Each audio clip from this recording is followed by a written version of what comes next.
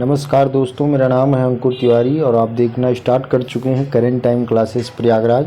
आज हम लोग इस वन लाइनर समसामयिकी का दूसरा भाग पढ़ेंगे, जिसमें हम अंतर्राष्ट्रीय देखेंगे। तो जिसमें हमारी आज पहली न्यूज़ है कि अंतर्राष्ट्रीय में 19 जून 2024 को विश्व एनीमिया दिवस मनाया गया। पहली बात तो आप डेट याद रखिए, 19 जून को विश्व एनीमिया दिवस मनाया जाता है।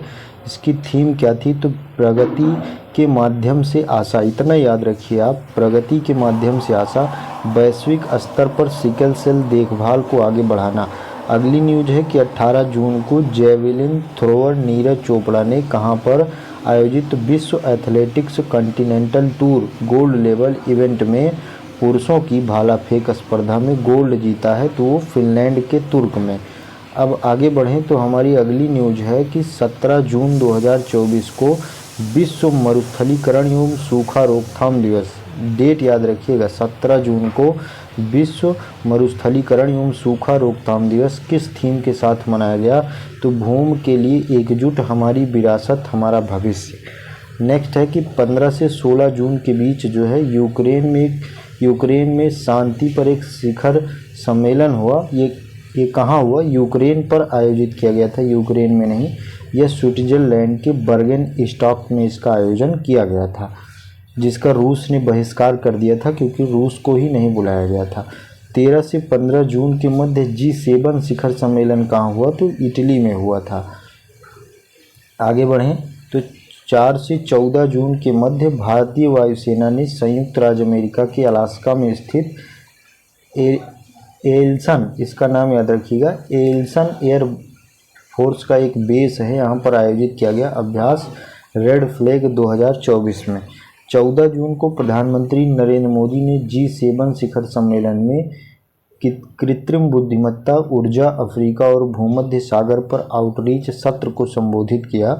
तो यह कहाँ हुआ था? इटली के अपूलिया में। तो जो G7 शिखर सम्मेलन हुआ था वो इटली के अपूलिया शहर में हुआ था, ये याद रखिएगा आप। आगे बढ़ें तो 11 जून 2024 को रूस और उसके किस सहयोगी देश ने सैनिकों को सामरिक परमाणु हथियारों का प्रशिक्षण देने के उद्देश्य से दूसरे चरण का अभ्यास शुरू किया? तो रूस का सहयोगी देश यूरोप में एक ही है, बेलारूस जिसका नाम है।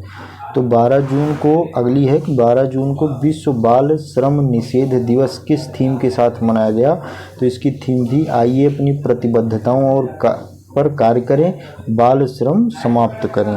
अगली न्यूज है कि 10 जून 2024 को रूस के किस शहर में ब्रिक्स के विदेश मामलों अंतर्राष्ट्रीय संबंधों में मंत्रियों की बैठक हुई? तो इस शहर का नाम था निजनी नोवगोरोड, शहर का नाम था। आगे बढ़े तो अगली न्यूज है हमारी कि 10 जून को किसने पहली बार गाजा पर 8 महीने से चल रहे इजराइल हमास युद्ध को अस्थायी रूप से समाप्त करने के लिए तत्काल युद्ध विराम के लिए अमेरिकी प्रायोजित प्रस्ताव को अपनाया? तो संयुक्त राष्ट्र सुरक्षा परिषद ने ऐसा किया। आगे बढ़ें तो 27वें पिट्सबर्ग अंतर्राष्ट्रीय आर्थिक मंच में ब्रिक्स परिवहन मंत्रियों की बैठक के दौरान रूस के किस देश के रेलवे का उपयोग करके भारत को कोयला निर्यात करने की योजना की घोषणा की गई? तो उसका देश का नाम था ईरान।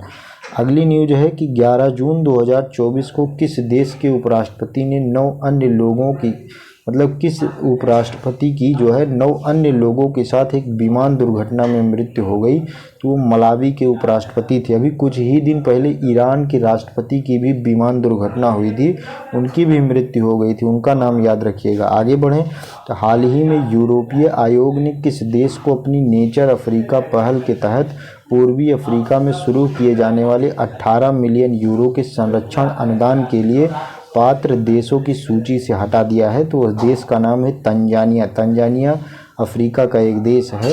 हाल ही में भारतीय निर्यात आयात बैंक, इसका नाम तो पहले जान लीजिए कि भारतीय निर्यात आयात बैंक का नाम इंडिया एक्जिम बैंक है, ने कहाँ पर पूर्वी अफ्रीका प्रतिनिधि कार्यालय का उद्घाटन किया? तो नैरोबी कहाँ की राजधानी है? तो केन्या की राजधानी है नैरोबी। आगे बढ़ें तो हाल ही में किस देश ने एक विशाल 700 मीटर लंबे पैदल यात्री पुल का अनावरण किया है? तो हंगरी ने इसका अनावरण किया है। 7 जून को विश्व खाद्य सुरक्षा दिवस मनाया गया। 2024 में विश्व खाद्य सुरक्षा दिवस की विषय क्या था? तो खाद्य सुरक्षा अप्रत्याशित के लिए तैयार रहें, ये इसकी थीम थी। अगली न्यूज है कि 6 जून को संयुक्त राष्ट्र महासभा ने किन देशों को 1 जनवरी 2025 से शुरू होने वाले 2 साल के कार्यकाल के लिए सुरक्षा परिषद में अस्थायी सदस्य के रूप में चुना है? तो इन 5 का नाम याद रखिएगा। डेनमार्क है, ग्रीस है, पाकिस्तान भी है, इसमें मनामा है, सोमालिया है। इन 5 का नाम आप याद रखिएगा। आगे बढ़ें तो जून 2024 में सानिया मल्होत्रा ने न्यूयॉर्क में इंडियन फिल्म फेस्टिवल 2024 में किस फिल्म में अपने असाधारण प्रदर्शन के लिए सर्वश्रेष्ठ अभिनेत्री का पुरस्कार जीता? तो उस फिल्म का नाम था मिसेज। फिल्म का नाम याद रखिएगा, ये एग्जाम में पूछा जा सकता है। अगली न्यूज है कि हाल ही में कौन पाकिस्तानी सेना में ब्रिगेडियर बनने वाली पहली अल्पसंख्यक महिला बन गई हैं? एक तो महिला है, दूसरी बात अल्पसंख्यक हैं। तो इनका नाम है डॉक्टर हेलन मैरी रॉबर्ट्स। आगे बढ़ें तो 5 जून को कौन सी भारतीय मूल की अमेरिकी अंतरिक्ष यात्री एक नए अंतरिक्ष यान के प्रारंभिक चालक दल परीक्षण उड़ान में यान को चलाने वाली पहली महिला बन गई है? तो उनका नाम है सुनीता विलियम्स। ये न्यूज बेहद इंपॉर्टेंट है, इसको याद रखिएगा। आगे बढ़ें तो अगली न्यूज है 4 जून को कौन अंतरिक्ष में 1000 दिन बिताने वाले पहले व्यक्ति बन गए हैं? तो इनका नाम है ओलेग कोनोनेको। इनका भी नाम याद रखिएगा, ये भी इम्पोर्टेंट है। 3 जून को किसने हैती के नए प्रधानमंत्री के रूप में शपथ लिया? तो गैरी कॉनिल। हैती कहाँ है? जो कैरिबियाई देश हैं उन्हीं में हैती पाया जाता है। आप लोग जा करके, आपका होमवर्क है, मैप में हैती को ढूंढिएगा। आगे बढ़ें तो 4 जून को किस देश ने हथियार रहित मिनटमैन थर्ड अंतर महाद्वीपीय बैलिस्टिक मिसाइल का परिचालन शुरू किया? तो यूएसए ने। आगे बढ़ें तो हैला टॉमस डॉटिर को, इनका नाम है हैला टॉमस डॉटिर, किस देश का राष्ट्रपति इन्हें चुना गया? तो आइसलैंड के राष्ट्रपति बने। अब आप लोग बताइए किस रैंक में आइसलैंड लगभग 15 वर्षों से नंबर 1 स्थान पर बना हुआ है? आपके लिए एक प्रश्न है। हाल ही में किसे मैक्सिको की पहली महिला राष्ट्रपति चुना गया? तो क्लाउडिया शिनबाम को। मैक्सिको की, इम्पॉर्टेंट है, पहली महिला है, ठीक है। 27 मई से 1 जून के मध्य भारत की अध्यक्षता में विश्व स्वास्थ्य सभा का आयोजन कहाँ किया जा रहा है?